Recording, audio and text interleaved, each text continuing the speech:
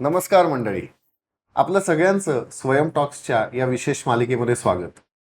मंडळी, आजचा विषय थोडासा वेगळा आहे आणि वेगळा या अंगानं आहे की आपण बऱ्याचदा वेगवेगळे यूट्यूबचे व्हिडिओज बघतो किंवा आपण काही लोकांची भाषणं ऐकतो, कोणाला तरी संवाद साधताना बघतो आणि नकळत आतून एक उत्स्फूर्त दार येते की काय सुंदर बोलतात ते. आणि खरोखर आपला आवाज हा आपल्या व्यक्तिमत्वाचा एक अत्यंत महत्वाचा अविभाज्य घटक आहे. आणि हाच आपला आजचा विषय, वाणी संस्कार. आपल्या आवाजाचं महत्व लक्षात घेऊन आपल्या आजूबाजूला आपल्याला लक्षात येईल की व्हॉइस कल्चर शिकणं हे आता केवळ रंगकर्मींपुरतं किंवा जे चित्रपटात काम करतात त्या नटांपुरतं मर्यादित न राहता विविध क्षेत्रातली अनेक मंडळी व्हॉइस कल्चर शिकू लागलीत. आणि जसं व्हॉइस कल्चरचं महत्व वाढतं तसं त्याही पेक्षा अधिक खोलवर असणारं, ज्याला अधिक डेप्थ आहे, ज्याला अधिक ग्रॅव्हिटी आहे, असा वाणी संस्कार, त्या वाणीचंही महत्व वाढतं. गेली 9 वर्ष मी वाणी संस्कार गुरुकुल पद्धतीनं माझे गुरु श्री शामराव जोशी यांच्याकडे शिकतोय. आणि माझ्यापेक्षा एक्झॅक्टली दुप्पट, म्हणजे मी गेली 9 वर्ष शिकतोय आणि गेली 18 वर्ष दिग्पाल लांजेकर, आपल्या सगळ्यांचाच लाडका दिग्दर्शक, हा शामरावांचा शिष्य आहे. तर दिग्पाल, मी तुला विनंती करतो की आपण आपल्या ह्या आजच्या विशेष मालिकेमध्ये पुढे जाण्याआधी शामरावांची ओळख तू करून द्यावीस.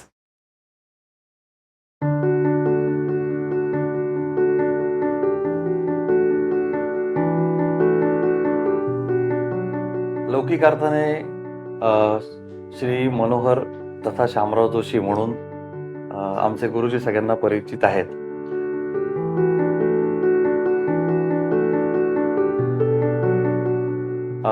मी माझ्या आधीची कलाकारांची पिढी, त्याच्यानंतरची कलाकारांची पिढी, या सगळ्यांना ते गुरुजी म्हणून परिचित. आणि मी एकमेव असा त्यांच्याच भाषेत बोलायचं झालं तर व्रात्य विद्यार्थी आहे की जो त्यांना शामराव म्हणतो थेट. पण त्याला कारणही तसंच आहे. मी आज गुरुकुल परंपरा कशी सापडली मला हे मी सांगू इच्छितो याची संधी घेऊन. 2004 साली आम्ही एक महानाट्य पुण्यामध्ये करत होतो आणि त्या महानाट्यामध्ये शामराव आमची तालीम बघायला यायचे.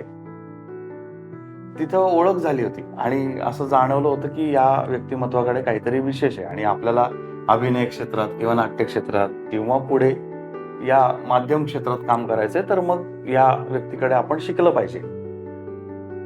आणि म्हणून 2004 पासून मी सातत्याने त्यांच्या मागे फिरत होतो, असं पण म्हणता येईल की मला शिकवा. मला आवाज माझा तेव्हा किनरा होता असं मला स्वतःला वाटायचं. आपण आता त्या ओघात त्या आवाजाचं महत्व आणि पोत वगैरे सगळं बघूच.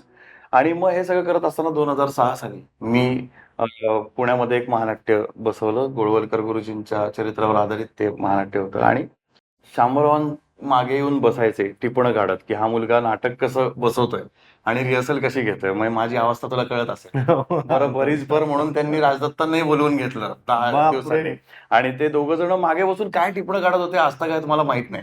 नाटकाचं सादरीकरण झालं, उत्तम सादरीकरण झालं. अगदी राजदत्तांनी मिठी मारून मला माझं कौतुक केलं वगैरे. आणि त्याच्या दुसऱ्या तिसऱ्या दिवशी शामराव मला भेटले आणि ते म्हणले मी तुला शिकवतो आज. महत्वाचं हे की गुरु या पद्धतीने परीक्षा घेऊन, म्हणजे सत्पात्री दान म्हणतो ना ज्ञानाचं, ते करणारं हे व्यक्तिमत्व आहे. बरं, हे ज्ञान त्यांच्याकडे गेल्या 60 वर्षाच्या त्यांच्या अथक परिश्रमाच्या संशोधनातून आलेलं आहे. राजाभाऊ नातू किंवा खासाहेब गुलाम ख्वाजा यांच्यासारख्या दिग्गज गुरूंकडे त्यांचं नाटकाचं, अनुक्रमे नाटकाचं आणि शास्त्रीय संगीताचं प्रशिक्षण झालेलं आहे. म्हणजे ते सुद्धा गुरुकुल पद्धतीत नाही. म्हणजे ते दरवेळी बोलताना गुरुकृपा असं एक छान त्यांचं जेस्चर आहे, मला ते फार आवडतं. हे सगळं करत असताना सहकर्मी म्हणून पंडित सत्यदेव दुबे आणि पुरुषोत्तम जोशी, तर हे त्यांचे सहकर्मी होते. त्यांच्या बरोबरीने त्यांनी हा सगळा आवाजाचा, वाणीचा शोध घेतलाय आणि जो आज आपल्याला खजिन्याच्या रूपात उपलब्ध आहे. मुद्दामच मला हे सगळं सांगावंसं का वाटलं की समोर बसलेली व्यक्ती ही केवळ पंडित नाहीये. बरोबर.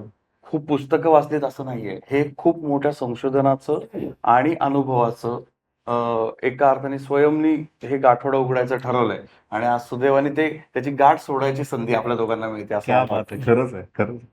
तर मला असं वाटतं की खूप प्रश्न माझ्याही मनात आहेत, तुझ्याही मनात मी आहेत हो अगदी. आणि खूप वर्ष मी त्यांना अनुभवतो आहे. पण पुन्हा पुन्हा ते प्रश्न विचारायला मला आवडतात, कारण त्या प्रत्येक वेळी ते त्या प्रश्नाचा वेगळा आयाम उलगडून दाखवतात. मगाशी तू जसं म्हणलास की वाणी संस्कार हा विषय आहे किंवा व्हॉइस कल्चर, याची बरेचसे क्लासेस बाहेर उघडलेले आपल्याला दिसतात.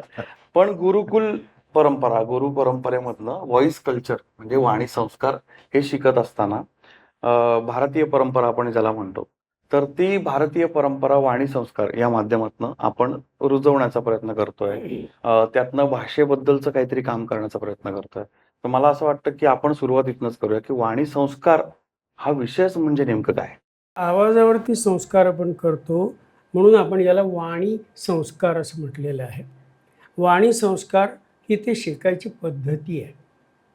अशा पद्धतीतनं आपण जातो म्हणून व्हॉइस कल्चर हे आपल्या स्कूलसाठी नाद अनुसंधान असं आहे. प्रत्येकाच्या दैनंदिन जीवनात वाणीचा प्रचंड मोठा वाटा आहे, कारण त्यातूनच तो संवाद आणि ती गोष्ट योग्य पद्धतीनं पोहोचणं हे शक्य होतं. पण त्यामध्ये काही क्षेत्र जी आहेत, म्हणजे जसं नाट्यक्षेत्र म्हणलं तर तिथं त्याच्याकडे शास्त्र म्हणून बघितलं जातं आणि त्याचा शास्त्राच्या अनुषंगानं तसा अभ्यास केला जातो. पण तेच इतर क्षेत्रांमध्ये त्या शास्त्राचा तेवढा अभ्यास केला जात नाही, त्याकडे कला म्हणून बघितलं जातं. तर मग हा नेमका काय आहे, म्हणजे वाणी संस्कार हा शास्त्राचा भाग झाला का ती एक कला आहे म्हणून कलेच्या रूपानं त्याकडे बघावं? बरोबर. शास्त्र आणि कला या दोन वेगळ्या संकल्पना आहेत.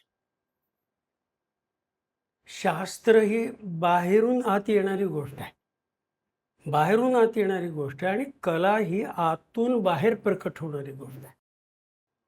ही कला ज्या वेळेला प्रकट होते, बाह्य प्रकट कृपाला दीनदयाला कौशल्या हितकारी, तसं हे प्रकट होणं आहे. हे प्रकट होणं केव्हा होतं? तर हे स्वतंत्रपणे आपलं आपलं होत नाही.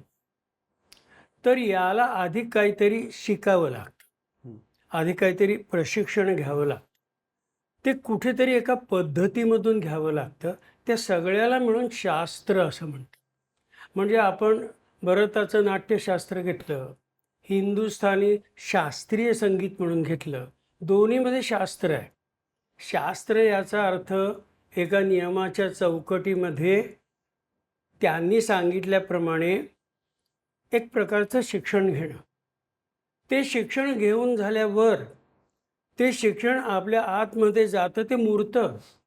कुठलीही गोष्ट मुरली की त्याची एक वेगळी रुची, एक वेगळी चव पैदा होते. पण एक आहे की ती गोष्ट तिथे थांबते, म्हणजे शास्त्र आत जाऊन थांबतं आणि शास्त्र थांबल्यावर बाहेर पडताना ती कला रूपात बाहेर पडते. क्या बात वा. आहे, क्या म्हणून बात शास्त्र थांबल्याशिवाय कला सुरू होत नाही. क्या बात. म्हणून तुम्ही दरवेळी आम्हाला जे सांगता की शास्त्र शिका, त्याचा अभ्यास करा आणि नंतर विसरून जा. बरोबर.